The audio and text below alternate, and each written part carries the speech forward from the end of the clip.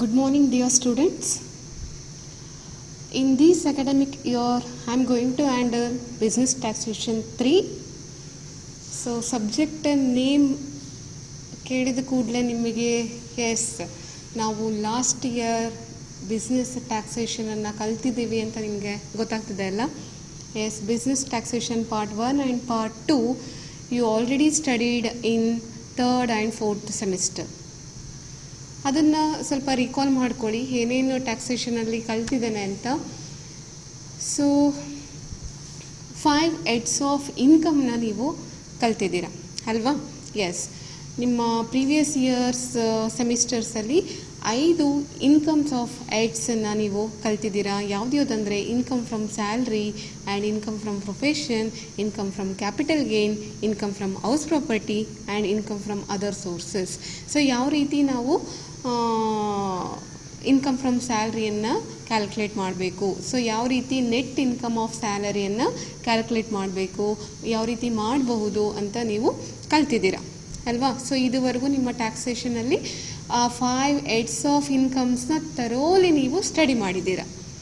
So business taxation 3 it is a continuation of your previous syllabus. ಅಂದರೆ ಇದರಲ್ಲಿ ನೀವು further advanced ಆಗಿ ನೀವು ಸ್ಟಡಿ ಮಾಡ್ತಾ ಹೋಗ್ತೀರಾ. ಓಕೆ, ಅಲ್ಲಿ ಬೇಸಿಕ್ ಕಲ್ತಿದ್ದೀರಾ. ಸೊ ಇದರಲ್ಲಿ ಸ್ವಲ್ಪ ಇನ್ನು ಮುಂದುವರೆದು ವಾಟ್ ಆರ್ ದ ಡಿಡಕ್ಷನ್ಸ್, ಅಥವಾ ಒಂದು ಕಂಪನಿಗೆ ಯಾವ ರೀತಿ ನೀವು ಇನ್ಕಮ್ ಟ್ಯಾಕ್ಸನ್ನು ಕ್ಯಾಲ್ಕುಲೇಟ್ ಮಾಡಬೇಕು, ಅಥವಾ ಒಬ್ಬ ವ್ಯಕ್ತಿಗೆ ಯಾವ ರೀತಿ ಇನ್ಕಮ್ ಟ್ಯಾಕ್ಸ್ನ ಕ್ಯಾಲ್ಕುಲೇಟ್ ಮಾಡಬೇಕು, ಈ ರೀತಿ ಕಲಿತಾ ಹೋಗ್ತೀರಾ. ಸೊ ನಾನು ನಿಮಗೆ ಸಿಲೆಬಸ್ಸನ್ನು ಆಲ್ರೆಡಿ ವಾಟ್ಸಪ್ಪಲ್ಲಿ ಕಳಿಸಿದ್ದೇನೆ. You just write down in your notebook. ಮತ್ತು ಸಪ್ರೇಟ್ ನೋಟ್ಬುಕ್ಕನ್ನು ಇಡಿ ಆಯಿತಾ. ಬಿಸ್ನೆಸ್ ಟ್ಯಾಕ್ಸೇಷನ್ 3ಗೆ ಒಂದು ಸಪ್ರೇಟ್ ನೋಟ್ಬುಕ್ನ ಇಡಿ 200 ಪೇಜಸ್ದು. ಅದರಲ್ಲಿ ಸಿಲೆಬಸ್ ಬರಿತಾ ಹೋಗಿ ಮತ್ತು ನಾನು ಕೊಡುವಂಥ ಮೆಟೀರಿಯಲ್ಸ್ ಕೂಡ ನೀವು ಬರಿತಾ ಹೋಗಿ. ಒನ್ಸ್ ಆಫ್ಲೈನ್ ಕ್ಲಾಸಸ್ ಸ್ಟಾರ್ಟ್ ಆದಮೇಲೆ ನಾವು ಒಂದು ಹಿಂದೆ ಏನೇನು ಮಾಡಿದ್ವಿ ಅದನ್ನು ಸ್ವಲ್ಪ ರಿಕಾಲ್ ಮಾಡಿ ನಾವು ಕ್ಲಾಸಸನ್ನು ಮುಂದುವರಿಸೋಣ ಅಂತ ಹೇಳ್ತಾ ಇವತ್ತು ನಿಮಗೆ ಸಿಲೆಬಸ್ ಬಗ್ಗೆ ಒಂದು ಸ್ವಲ್ಪ ಹೇಳ್ತೇನೆ, ಏನೇನು ಸಿಲೆಬಸ್ ಇದೆ ನಿಮಗೆ ಬಿಸ್ನೆಸ್ ಟ್ಯಾಕ್ಸೇಷನಲ್ಲಿ ಅಂತ. So chapter number 1 deduction under section 80C ಇಂದ 80U ವರೆಗೂ ಯಾವ್ಯಾವೆಲ್ಲ ಡಿಡಕ್ಷನ್ಸ್ ಇದೆ ಅಂತ ನೀವು ಕಲಿತೀರಾ ಆಯಿತಾ. ಅಂದರೆ ಒಬ್ಬ ಇಂಡಿವಿಜುವಲ್ ಇದ್ದಾನೆ, ಸೊ ಅವನು ಟ್ಯಾಕ್ಸ್ ಪೇ ಮಾಡಬೇಕಾಗತ್ತೆ. ಅವನಿಗೆ ಒಂದು ಜನರಲ್ ಡಿಡಕ್ಷನ್ಸನ್ನು income tax act of 1961 provide ಮಾಡಿದೆ. ಓಕೆ, ಆ ಜನರಲ್ ಡಿಡಕ್ಷನ್ಸ್ ಯಾವುದು ಅಂತ ನಿಮಗೆ 80C, 80CC, 80CCD, 80DD, 80DDB, 80G, 80GG ಈ ರೀತಿ 80C ಇಂದ ಹಿಡಿದು 80U ವರೆಗೂ ನಿಮಗೆ ಡಿಡಕ್ಷನ್ಸನ್ನು ಕಲಿತಾ ಹೋಗ್ತೀರಾ in your first chapter. So ಇನ್ನು ನಿಮ್ಮ ಸೆಕೆಂಡ್ ಚಾಪ್ಟರಲ್ಲಿ ಅಸೆಸ್ಮೆಂಟ್ ಆಫ್ ಇಂಡಿವಿಜುವಲ್, ಅಂದರೆ ಒಬ್ಬ ವ್ಯಕ್ತಿ ಅಂದರೆ ಒಬ್ಬ ಅಸೆಸ್ಸಿ ಏನಿದ್ದಾನೆ ಅವನ ಒಂದು ಅಸೆಸ್ಮೆಂಟನ್ನು ಮಾಡ್ತೀರಾ. ಟ್ಯಾಕ್ಸ್ ಅಸೆಸ್ಮೆಂಟ್ ಏನು? ಟ್ಯಾಕ್ಸ್ ಅಸೆಸ್ಮೆಂಟ್ ಅಂದರೆ ವಾಟ್ ಈಸ್ ಟೋಟಲ್ ಇನ್ಕಮ್ ಅಂತ ಐಡೆಂಟಿಫೈ ಮಾಡ್ತೀರಾ. ಟೋಟಲ್ ಇನ್ಕಮ್ ಹೇಗೆ ಐಡೆಂಟಿಫೈ ಮಾಡ್ತೀರಾ? ಔಟ್ ಆಫ್ ದೀಸ್ 5 ಹೆಡ್ಸ್ ನೀವು ಟೋಟಲ್ ಇನ್ಕಮ್ನ ಐಡೆಂಟಿಫೈ ಮಾಡ್ತೀರಾ. ಸೊ ಅದರಿಂದ ನೆಟ್ ಇನ್ಕಮ್ ಸಿಗುತ್ತೆ. ನೆಟ್ ಇನ್ಕಮ್ ಆದ ನಂತರ ನೀವು ಗ್ರಾಸ್ ಟೋಟಲ್ ಇನ್ಕಮ್ನ ಐಡೆಂಟಿಫೈ ಮಾಡ್ತೀರಾ. ಗ್ರಾಸ್ ಟೋಟಲ್ ಇನ್ಕಮ್ ಆದಮೇಲೆ ಕೆಲವು ಡಿಡಕ್ಷನ್ಸನ್ನು ಕೊಡ್ತೀರಾ. Then you will get the tax amount ಅಥವಾ ಟ್ಯಾಕ್ಸೆಬಲ್ ಇನ್ಕಮ್ ಸಿಗುತ್ತೆ. ಅದಕ್ಕೆ ನೀವು ಟ್ಯಾಕ್ಸ್ ಲಯಬಿಲಿಟಿ ಎಷ್ಟು ಬಂದಿದೆ ಅಂತ ಅಕಾರ್ಡಿಂಗ್ ಟು ಟ್ಯಾಕ್ಸ್ ಸ್ಲ್ಯಾಬ್ ಪ್ರಕಾರ ನೀವು ಕೊಡ್ತಾ ಹೋಗ್ತೀರಾ. ಅಂದರೆ 2ನೇ ಚಾಪ್ಟರಲ್ಲಿ ನೀವು ಒಬ್ಬ ಇಂಡಿವಿಜುವಲ್ ವ್ಯಕ್ತಿಯ ಒಂದು ಟ್ಯಾಕ್ಸ್ ಅಸೆಸ್ಮೆಂಟನ್ನು ಮಾಡಲಿಕ್ಕೆ ಕಲಿತೀರಾ. ಓಕೆ, ನಿಮ್ಮ ಮನೆಯಲ್ಲಿ ನಿಮ್ಮ ಪೇರೆಂಟ್ಸ್ ಯಾರಾದರೂ ಟ್ಯಾಕ್ಸ್ ಪೇ ಮಾಡ್ತಾ ಇದ್ದಾರೆ ಅಂದರೆ ಸೊ ನೀವೇ ನಿಮ್ಮ ಮನೆಯಲ್ಲಿ ನಿಮ್ಮ ಪೇರೆಂಟ್ಸ್ಗೆ ಯಾವ ರೀತಿ ಟ್ಯಾಕ್ಸ್ ಕ್ಯಾಲ್ಕುಲೇಷನ್ ಮಾಡ್ಬೋದು ಅಂತ ನೀವು ನಿಮ್ಮ ಪೇರೆಂಟ್ಸಿಗೆ ಮಾಡಿಕೊಡ್ಬೋದು ಆಯಿತಾ. ಅವ್ರು ಔಟ್ಸೈಡ್ ಏಜೆನ್ಸಿಗೆ ಹೋಗೋ ನೆಸೆಸಿಟಿನೇ ಇಲ್ಲ, ಕರೆಕ್ಟಾಗಿ ಈ ಚಾಪ್ಟರನ್ನು ಕಲಿತ್ರೆ ಮಾತ್ರ. ಸೊ ಇನ್ನು ಚಾಪ್ಟರ್ ನಂಬರ್ 3 ಅಸೆಸ್ಮೆಂಟ್ ಆಫ್ ಕೋಆಪ್ರೇಟಿವ್ಸ್, ಅಂದರೆ ಕೋಆಪ್ರೇಟಿವ್ ಸೊಸೈಟೀಸ್ಗಳನ್ನ ನೋಡಿದ್ದೀರಾ. ನಿಮ್ಮ ಮನೆಯ ಅಕ್ಕಪಕ್ಕ ಸಣ್ಣ ಪುಟ್ಟ ಕೋಆಪ್ರೇಟಿವ್ ಸೊಸೈಟೀಸ್ಗಳಿದೆ. ಓಕೆ, ಸೊ ಆ ಕೋಆಪ್ರೇಟಿವ್ ಸೊಸೈಟೀಸ್ಗೆ ಯಾವ ರೀತಿ ಟ್ಯಾಕ್ಸನ್ನು ಐಡೆಂಟಿಫೈ ಮಾಡ್ತೀವಿ, ಯಾವ ರೀತಿ ಅಸೆಸ್ಮೆಂಟ್ ಆಫ್ ಟ್ಯಾಕ್ಸ್ನ ಮಾಡ್ತೀವಿ, ಸೊ ಆ ಒಂದು ಇನ್ಫಾರ್ಮೇಷನನ್ನು ನೀವು ಚಾಪ್ಟರ್ ನಂಬರ್ 3ನಲ್ಲಿ ಕಲಿತಾ ಹೋಗ್ತೀರಾ. ಹಾಗೆ ಚಾಪ್ಟರ್ ನಂಬರ್ 4ಅಲ್ಲಿ assessment of partnership form.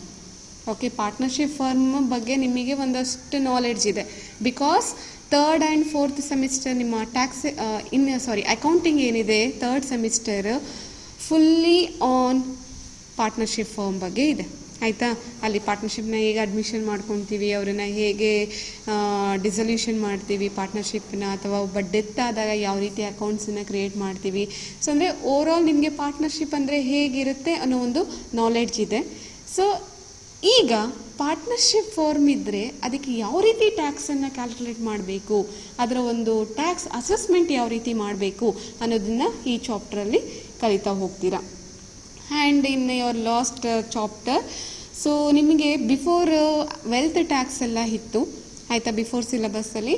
But ಈಗ ಚಾಪ್ಟರ್ ನಂಬರ್ 5 ಆ್ಯಂಡ್ 6 ನೀವು ಒಂದೇ ಚಾಪ್ಟರ್ ಕಲಿತೀರಾ, ಓನ್ಲಿ ಅಸೆಸ್ಮೆಂಟ್ ಆಫ್ ಕಂಪನೀಸ್.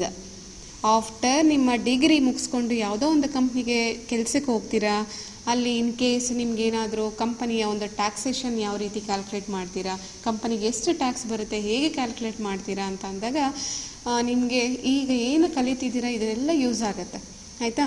ಒಂದು ಕಂಪನಿ ಇದೆ, ಆ ಕಂಪನಿ ಅಥವಾ ನಿಮ್ಮದೇ ಒಂದು ಓನ್ ಕಂಪನಿಯನ್ನು ಸ್ಟಾರ್ಟ್ ಮಾಡ್ತೀರಾ, ಆ ಕಂಪನಿಯ ಆ ಒಂದು ಪರ್ಟಿಕ್ಯುಲರ್ ಇಯರಿನ ಒಂದು ಟ್ಯಾಕ್ಸ್ ಕ್ಯಾಲ್ಕುಲೇಟ್ ಮಾಡಬೇಕಾದ್ರೆ ಸೊ ನಿಮಗೆ ಒಂದು ಅಲ್ಪ ಸ್ವಲ್ಪ ನಾಲೆಡ್ಜನ್ನು ಇಟ್ಕೊಂಡಿರಬೇಕು. ಅಂದರೆ ಒಂದು ಕಂಪನಿಯ ಯಾವ ರೀತಿ ಟ್ಯಾಕ್ಸನ್ನು ಕ್ಯಾಲ್ಕುಲೇಟ್ ಮಾಡ್ತೀವಿ, ಅದರ ಟ್ಯಾಕ್ಸ್ ಸ್ಲ್ಯಾಬ್ ಎಷ್ಟು, ವರ್ಷದಿಂದ ವರ್ಷಕ್ಕೆ ಟ್ಯಾಕ್ಸ್ ಸ್ಲ್ಯಾಬ್ ರೇಟ್ಗಳು ವೇರಿ ಆಗ್ತಾ ಇರುತ್ತೆ, ಆ ಪರ್ಟಿಕ್ಯುಲರ್ ಅಕಾಡೆಮಿಕ್ ಇಯರ್, ಆ ಪರ್ಟಿಕ್ಯುಲರ್ ಫೈನಾನ್ಷಿಯಲ್ ಇಯರ್ನಲ್ಲಿ ಎಷ್ಟು ಸ್ಲ್ಯಾಬ್ ಇದೆ, ಅಕಾಡೆಮಿಕ್ ಇಯರ್ ಅಲ್ಲ, ಫೈನಾನ್ಷಿಯಲ್ ಇಯರಲ್ಲಿ ಎಷ್ಟು ಸ್ಲ್ಯಾಬ್ ಇದೆ.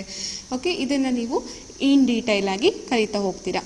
ಅಂದರೆ ಓವರಾಲ್ ಬಿಸ್ನೆಸ್ ಟ್ಯಾಕ್ಸೇಷನ್ 3 ಈ ಒಂದು ಸಿಲೆಬಸ್ಸಲ್ಲಿ, ಅಂದರೆ ಈ ಒಂದು ಸಬ್ಜೆಕ್ಟಲ್ಲಿ ನೀವು ಒಟ್ಟು ಏನೇನೆಲ್ಲ ಡಿಡಕ್ಷನ್ಸ್ ಇದೆ, general deduction under section 80 under ಏನೇನೆಲ್ಲ ಡಿಡಕ್ಷನ್ಸ್ ಇದೆ ಅಂತ ಕಲಿತಾ ಹೋಗ್ತೀರಾ. ಹಾಗೆ ಒಬ್ಬ ಇಂಡಿವಿಜುವಲ್ನ ಟ್ಯಾಕ್ಸ್ ಅಸೆಸ್ಮೆಂಟ್ ಹೇಗೆ ಮಾಡೋದು ಅಂತ ಕಲಿತಾ ಹೋಗ್ತೀರಾ.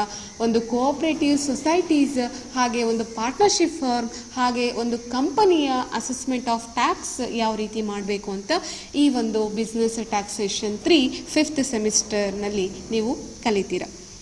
ಓಕೆ, ಮತ್ತೆ ಲೇಟ್ ಮಾಡೋದು ಬೇಡ, let's move on to the first chapter, deduction under section 80C to 80U.